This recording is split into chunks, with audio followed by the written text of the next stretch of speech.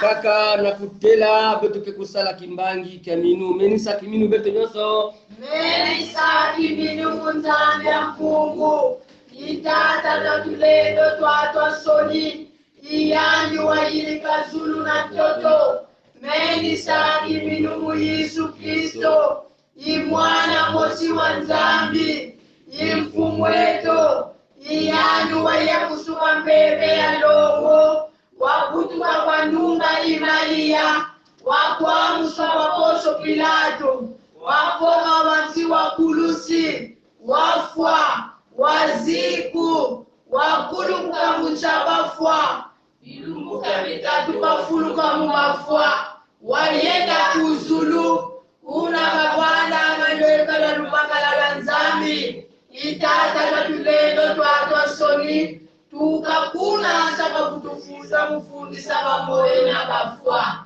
menisa kibinu mupebe ya dongo na mujipundu da bala banzambi baba soni nimvukani ya balongo na mujambulila masumu na mufulukula bafwa na mukizingu kya makululu. Amen. Amen. Beto kuvanda na tangu yai batata na bamama beto zola kuyamba sana samuti koka beto David zonjela kayauti muke na kese na tangu na beto na muno kuna inzo tata nzambi samuti inzo titanzambi yakele inzo lusako munu inzo titanzambi yakele inzo ina babana ya nzambi kenda kuyonza maka batango nyonso ni yakele kiese ya beto babana ya nzambi ina beto muzo na kuzonzela ngizulu ya mbote na beto dibundu ya tata nzambi lingomba na nzambe mbote na biso mbote lisusu na isu mambo ya kiese mambo ya mayangi ngizulu ya mbote na bayina bamekusola paroisse beto bakeleve banzenza mekani ba chambre bamekuchanger ngai na me katuka na paroisse kaka to na dibundu ya kaka to na koso kaka telama samuti beto kuyambange oyama kirika bakele mingi ne bamekusola paroisse beto kieseve na bau nyonso bayana bango Nzambe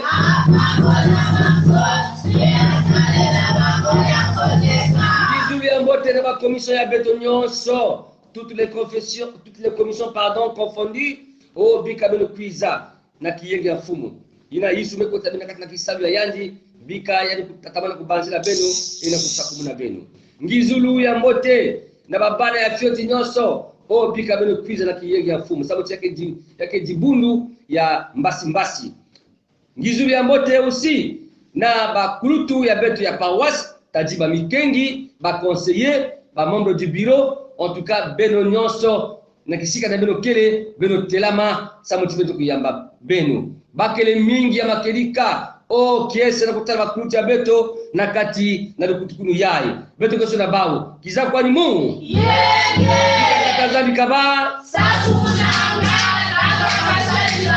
ngizulu ya mbote na bamakabu ya beto ina bakele o programme bika beno kwiza na kiyenge ya fumu ya beto Yesu Kristo ngizulu si ya mbote na babiselo ya tata nzambi babiselo ya mayangi bika beno telama alors ba mukulungu ya beto ba bibliothèque ya beto beno kutelama o yakele kiese na beto babiselo nyonso beto kezonza bayana bango bayamwe tata nzambe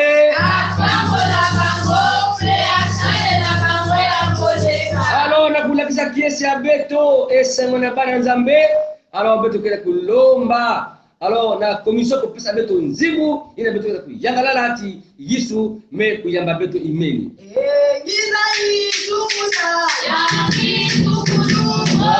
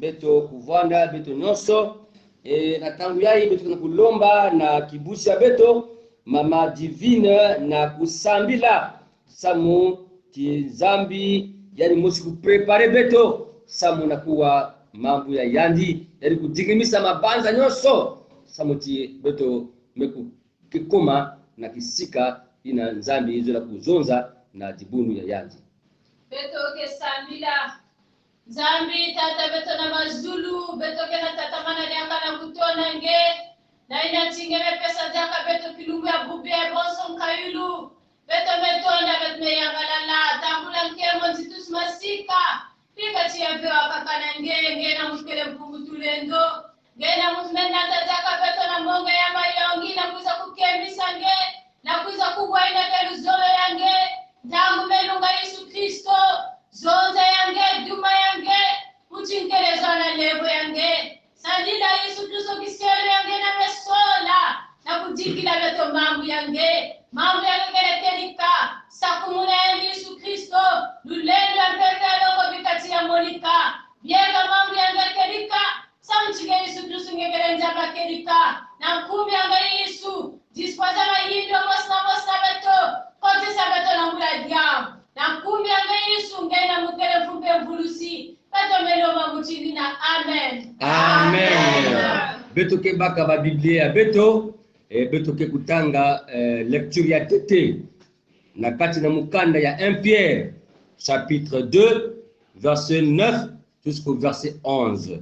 1 Pierre chapitre 2 verset 9 jusqu'au verset 11 et beto ke kulomba na pangi ya beto anu na kutanga mambo yai beto kitanga mambo ya nzambi na mpungu ya mfumu kansi beno kele dikanda ina nzambi solaka kimvuka ya banganga nzambi ya nsinu isi ya longo be bana ya nzambi bokilaka beno samuti beno zabisa bisalu ya yanzi ya kitoko niya wina yanji katulaka beno na mpipa samu na kulutisa beno na nsemo ya ngitukulu na ntama beno bwandave dikanda ya nzambi kansi ntamu yai beno mekuma dikanda ya nzambi na ntama nzambi talaka ve beno kiadi kansi ntamu yai yanji metala beno kiadi bampangi ya luzolo beno ke na kuzinga na inza yai muchindu banzenza mpe bantu ina keluta niya wina mukena kujikisa beno na kukindisa beno na kubika bansatu ya beno ya kimuntu yau kenwanisaka mwela. Amen. Amen. Alors beto ke kutelema jaka di bunga nzambi samuti beto kuyimba nzimbu na kuyamba mambo ya nzambi Olujibidi mutangu ya kulu tali kakuma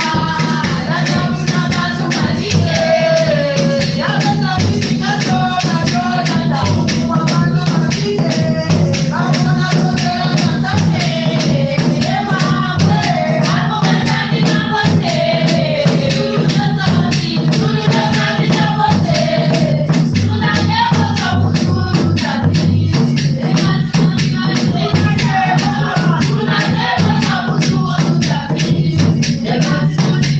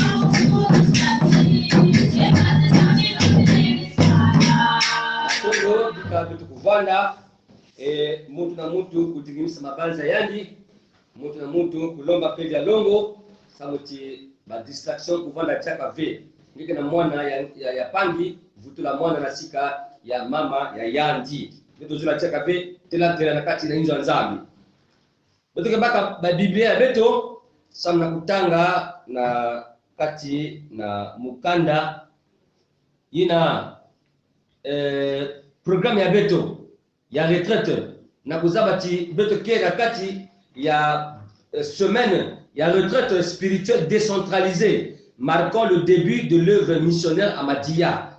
Il y a que les programmes ya retraite ina kipluta beto ya sinode beko finisa na kati ma paroisse nyonso sa motibeto kubanzila mbote alors début ya kisabu nzambi ina me commencer awa na bwana ya beto ya Madia nilina mambo ina beto ketanga mambo ya nzambi ke voix d'ave selon guide biblique mais il y a que les sous-thèmes ina ba mettre place na beto na kati na programme ya beto donc mambo ina beto kutanga ke na kati na mukanda ya 1 Thessaloniciens chapitre 4 verset 3 1 Thessaloniciens chapitre 4 kaka verset mosi verset 3 1 Thessaloniciens chapitre 4 verset 3 iki bami kuzonza na beto kuna.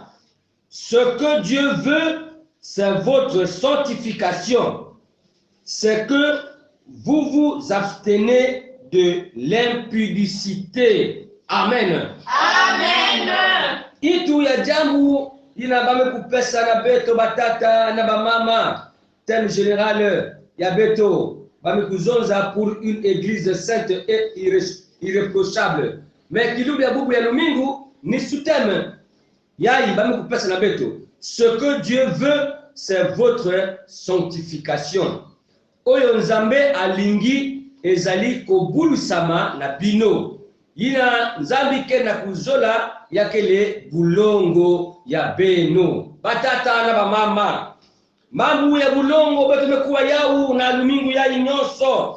Alors volonté ya nzambi yakele ti bamiela nyonso kuvuka. Bamiela nyonso kuvuka. Ni yawina mambu ya bulongo yakele mambu ya ngitukulu mambu ina ke na kustalati mukwa Kristo yali kuvana pene na tata nzambi mambu ya bulongo batata na mama yakele mosi na kati ya banzila ya kipeve ina kesalati mukwa Kristo yali kubénéficier na présence ya nzambi na secours ya yandi et même na protection ya yandi batata na mama iki beto len na kubokila bulongo. Qu'est-ce que la sanctification? Mais bien aimé dans le Seigneur, la sanctification ou se sanctifier, c'est se purifier, se séparer de toute souillure, de tout mal, mettre à part pour Dieu, lui consacrer des personnes telles que les prêtres, les pasteurs, les diacres, les objets. Il a utilisé tout, alors babilumbu. Donc mambo ya bulongo batata na mama yake na kusala mutu na mutu lenda na kubika masumu na kuvona séparer. Il faut kutula mur, il kutula frontière. Samuti kizingu ya yandi ya mazondo lenda kuvana jakave mutindu kizingu ya malumalu yayi yalike na kudiatila ana toto. Donc il doit y avoir une séparation entre l'ancienne vie et la nouvelle vie, ou l'ancienne nature et la nouvelle nature. Voilà, il a même kubokila bulongo. Alors yake na kupesa ou na kutula na lueka babima ya kaka sama tata nzambi mutindu beto babantu. Et c'est pourquoi beto la kabamisielo avant baba na kisalo baka na consacrer bao na kutula bao na lueka sabuti bame koma babata bulongo samu na kisola tata nzambi bami kengi bake na consacrer bao samu na kisalo na nzambi et donc talaka aussi bahinjo nzambi avant baba na kusabila bake na consacrer yao sabuti yame koma hinjo tata nzambi yabo na babisikuli ya beto tous les instruments, la musique, nous sommes disciples à Beto. En tout cas, nous consacrer Yao. Ça veut dire que les diacres avaient, il y a Beto à Bantu, il y a que les diacres pour ça là, Moutilou, là ils avaient, mais il y a commencé pour ça là, qui savent Tata, Zambi. Et la Zimana Veti, Zambi même pour Sakumuna, et Kilumbu, il y a Lumingu. Le dimanche est consacré. Samuna Kusadila Zambi, Naku Kedusa Yandi. Et Zametura Yauna Lueka, Samuti, Yakwanda, Kilumbu ina, Inza Nyonso, To Badibundu, ke na Kusadila Yandi. Batata na mama. Samuna yiki apôtre Paul ke na kuzo samuna mambi ya bulongo na église yayi, église ya Thessalonique. Pourquoi Paul parle de la sanctification à cette église de Thessalonique? Mais du temps de Paul, mes bien-aimés dans le Seigneur, alors, grec, va falloir pour considérer, c'est-à-dire avec légèreté, kuta la motinu qui me apamba masumu, c'est-à-dire mambuina qui lutaka katikati na kento na bakala. Donc, légèreté dans le péché sexuel. Arriba grec vole kutala tia kele kimia pamba ya kele kima ila bale na vraiment kutala ya motivo kima ya fioti donc vole considérer ouvert tia kele basumu ya kele mambo ya kele lila kugunata yimi na kaka mtu kufa même mtu na bawo na kutala yimi na asiki mpia. Alors na kutala ti bayayi c'est-à-dire masumu ila ba vole kutala ti yake mambo en tout cas ya pamba. Et c'est pourquoi, nakata bole ya bao, bavandiki ku pratiquer mambo ya kinsuza sous toutes les formes. Na bole ya bao. En tout cas, sur toutes les formes, bavandiki ku sala vraiment kinsuza. Na kutala ti yakele mambo, vraiment ya yimbive, batata na mama. Même, alors, ba grec, bavandiki ku lantama, bavandiki na banzami yina. Yake banzambi baki samila bawu adi kel na bakala ina kuvukana alors natoda hizo nzambi ya bawu bakana baketo bawu ni kuvukana yake sadu ya bawu kutala yake mambo ya mbote yake mambo nataka lusakumunu or yake mambo ina ke nataka bantu na kati ya lufwa na kati ya lufwa niki na Paul ke na ku exhorter ba grec ya malumalu baina bami kuvira majela baina bami kusaba mambo ya nzambi, c'est-à-dire les Grecs nouvellement convertis à abandonner entièrement les pratiques sexuelles pécheresses que leur environnement estimait acceptables. Donc Paul kile kulonga bao vaniki kwa Kristo ya malumalu ina kimina bao vanika ka vraiment ya tioti ya kulaka jaka vile na kuzuna bauti yina bapangi pake salaka yake ya yimbi bele kusala yao motinu ba uve samuti yake mambo ya yimbi nzambi kena kubokila beto na kati ya bulongo nzutu ya beto yamekoma nzutu ya tata nzambi samu na kisala tata nzambi niyira Paul vali kuzoza na bao samu na mambo ya boso vali kuluta kuna na kati ya jibundu ina ya Thessalonique et Thessaloniciens il faut observer alors misiku ya nzambi et na kusarati vraiment nzambi kuyangalala na bawo. Ces chrétiens de Thessalonique devaient faire un effort pour faire plaire à Dieu. Nzambi ke yangalalaka na mambo ya boso ve nzambi ke yangalalaka na masumu ve mais nzambi ke yangalalaka na bulongo ya mwana ya tata nzambi si bulongo kikira kukeba bulongo ya makerika nzambi ke yangalala samutie yali kile nzambi ya longo tata na mama. Paul kile kuzonza na bauti yake mote si mosi na bau kuzabati nzutu ya yandi yakele nzutu ya bulongo, c'est-à-dire que mukwa Kristo nyonso il faut yandi lenda na kutula mabanza na basaku ya nzutu ve.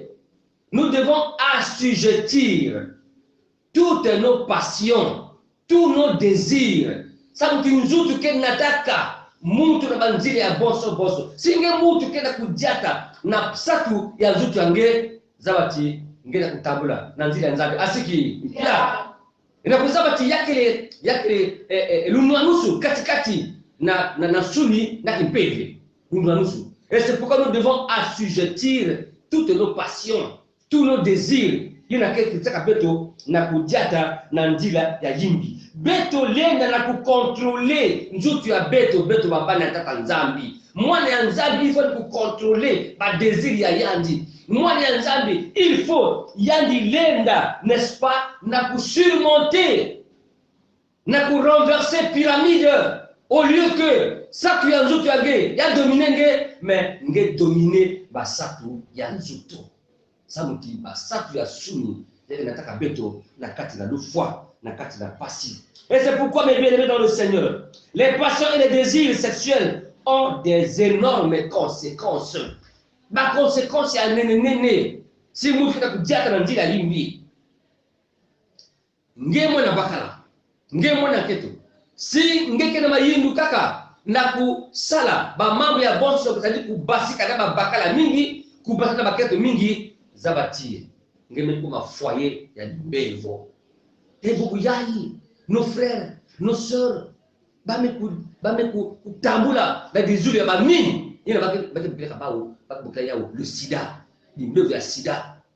C'est vrai que les nzila kaka ya kile tuna bakala ve on peut attraper le sida soit dans nzila ya matériel ya coiffure ou de batumbu, mais la plus grande contamination ya kile nzila ya kile tuna bakala et mingi bubu yayi kile kaka na bakala ku regretter si muzabaka muzara kujiata mochini mwana nzambi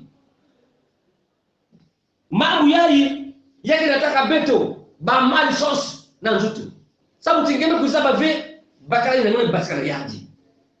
Peut-être il est dans une maison magique.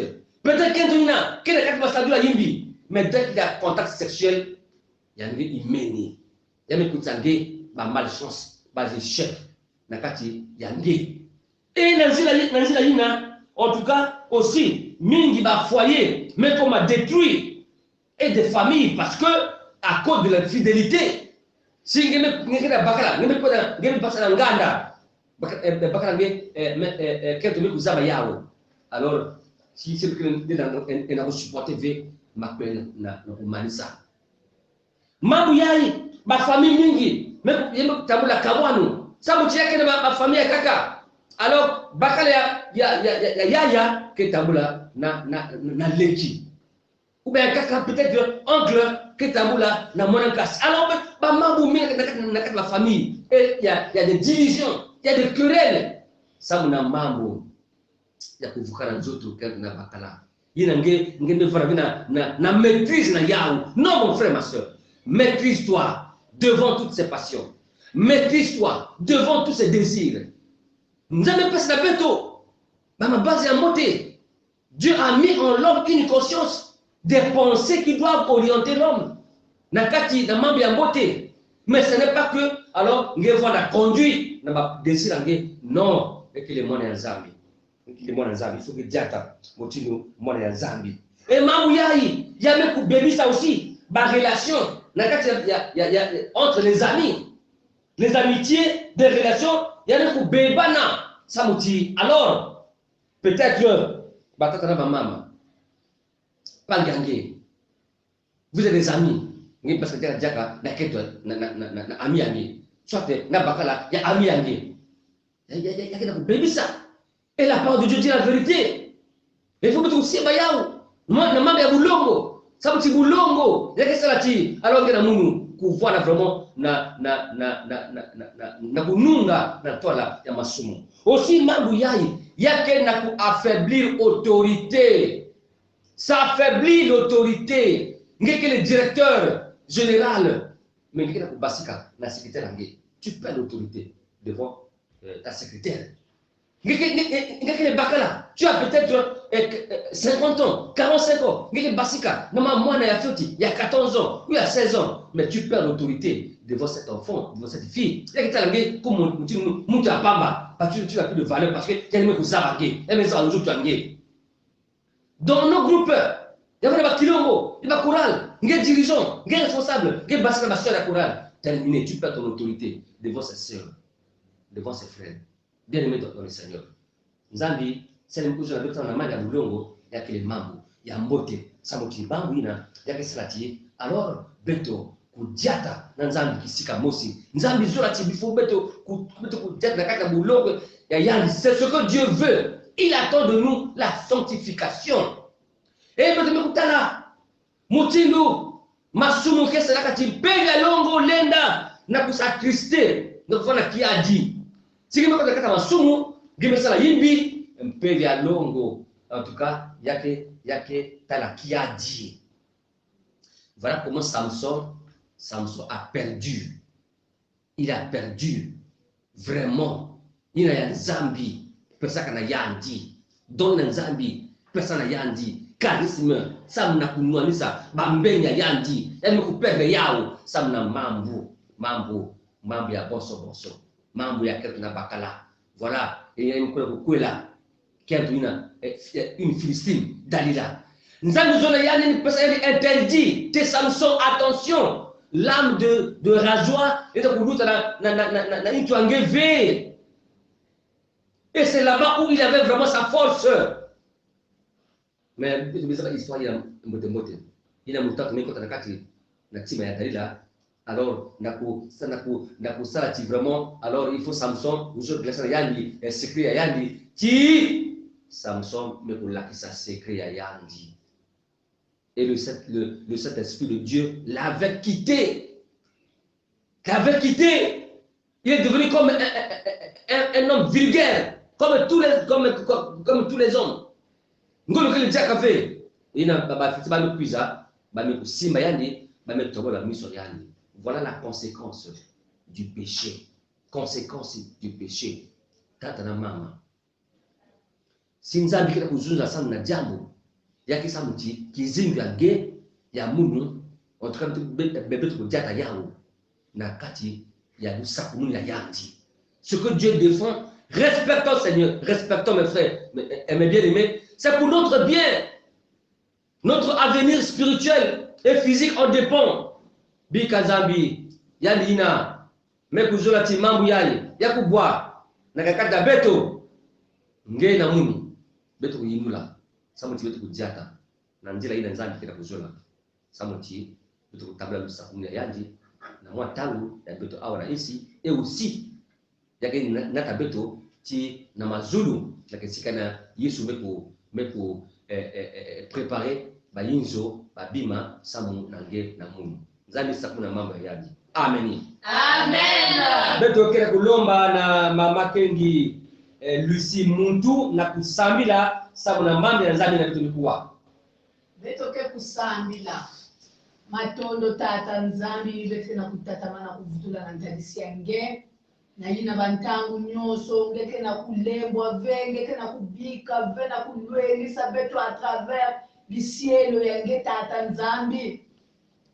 Betuke na kutonda mingi tata mana kumonikisa bankenda yange tata Nzambi inza ya betu ikele yake inza ya ndelo na beto mosi betuke kulenda ve simpeve yange ya ndongo ya kufuluza beto ve ya kutwalisa beto ve buna mpasi tata Nzambi na mambo ya Nzambi ya betu mekuwa na kubumba bulongo yina nge bantangu nyoso ngeke na kukomiki na beto Yesu salisa beto Sadisa beto na kubwa veta hata Nzambi na kati ya nyoso ina babe kutangumuna. Sadisa beto na kutelama na ngwi na kutala kaka nge yina nge Nzambi ngeke na kuzonda na beto tibeto fata kubanda kimtuari bantangu nyoso na nge. Beto fata kulanda kaka nzila ya nge hata Nzambi. Beto kutala a gauche, beto kutala a droite, beto kutala nge Nzambi. Na mekubombi la beto kolo wa kamuna. Kolo ya kwa moyo tata Nzambi. Ni matondo betika na kuvutula na ntadisi yange ina bantangu nyoso ngeke na kusikigisa beto. siami sabeto mpena nzila yayi beto mekutelama bantotolokele mingi tata nzambi banzomonokele mingi buna pesa beto ngolo ya batu sambulu purko beto kununga na nyonso ina nge nzambi ngeke na kulomba na katikati ya beto Yesu tatamana Yesu kusalila kisielo yange yina ngeme kusalila tata nzambi dukula diaka yina mekufana kana purko na bilungu ina kana kukuisa yani kutatamana kulongika na kulongika dibundu yange Ye kamambu yange tata nzambi mutindu kele zola na lembo yange na nge Kristo Yesu betu mekulombi mutindu ina amen inatangu yayi betu zola kukota kata lusambulu betu kilomba nzimbu musi ako betu kota na beno batata nkidu zonele ya nubangile mubeti kama meba kulonga wami kulonga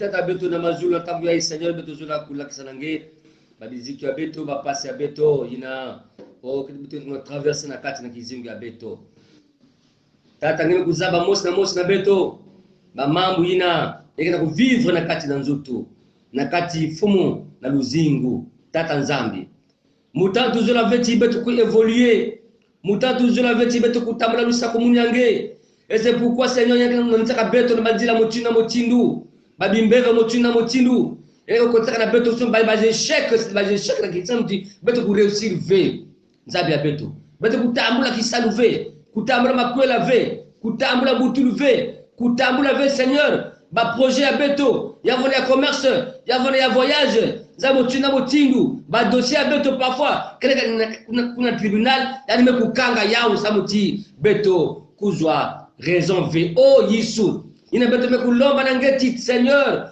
ngeke kuwa kama musambulu ya beto nzabi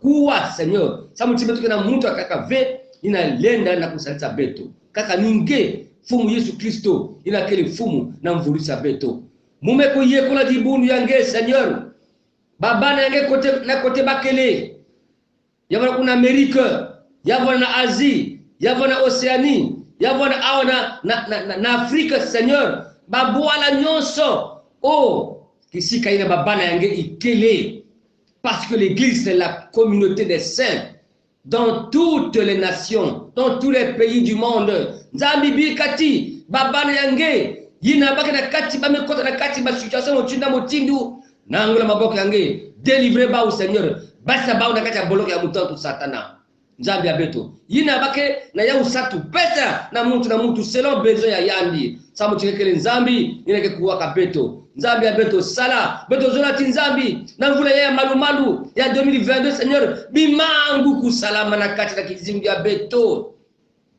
Tu nous demandes d'oublier le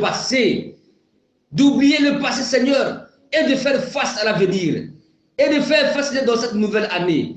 Nzambi diata na beto mosi nzambi diata na beto beto kutemwaje bonene yange na mvula ya malumalu na kati makani ya beto na kati makwele ya beto na kati na banzuti ya beto matondo fuma lulengo bika ngeina kele nzambi kile laka vepongi ngeina makutu ya kufunguka maboko ya kele kufiwe sana kusimba nzambi sala mimangu motidu ge salaka baina tekilaka beto bika zola na lemvo fumu ya vanange batangu nonso na kumbwa Yesu Kristo ina kile fumu na mvulisa beto. Amen. Amen. Batata na bamama beto komose fioti takukwenda na kumanisa ya kutukunu ya beto motuni mozonzilaka na mbatukunu ti na tangu na beto fadiku tanga mambo ya nzambi qui betoke la semaine synodale, semaine ya retraite décentralisée, ina sinome ko organiser na kubanzila beto motinu ba missionnaire ba kwizaka awa na bola ya beto madia, ina kile bola ya tete, ina ba missionnaire ba kutunga samna kusamna mambo ya Nzambi. Beto bandaka retraite yai na Kilumbu ya jeudi le 13 janvier 2022 et beto meku kanga yao Kilumbu ya Lumingu ya dimanche le 7 janvier 2022 na kombo ya tata ya mwana na ya PV ya longo. Amen. Amen. Bika beto eskutelama. Amen muzolo. Amen zasi. Amen moyeso imolosi. Amen motima negodayo. Amen imabobo. Kamese nanzami Yehova. Ajiwe zikutuzolana.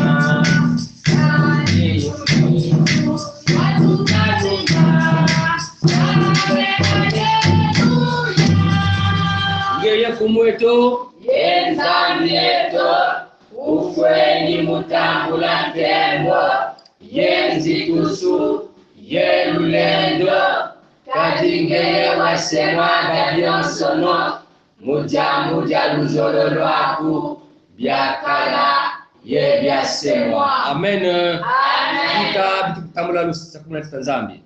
Tika Nzambe na nguya apambula bino pe abatela bino. Tika Nzambe na nguya abalola elilingi na yepa na bino pe apesa bino kimia. Tika Nzambe na nguya amimoni sama epai na bino pe apesa bino mapamboli na kati na bomo na bino na kati na libota na bino pe bisana na bino nyonso utalelo tibatango nyonso. Tika bozala kozonga na kimia na tata Nzambe libota na Yesu Masia. Amen. Amen. Yeah. Yeah. Bon dimanche à toutes et à tous. Merci.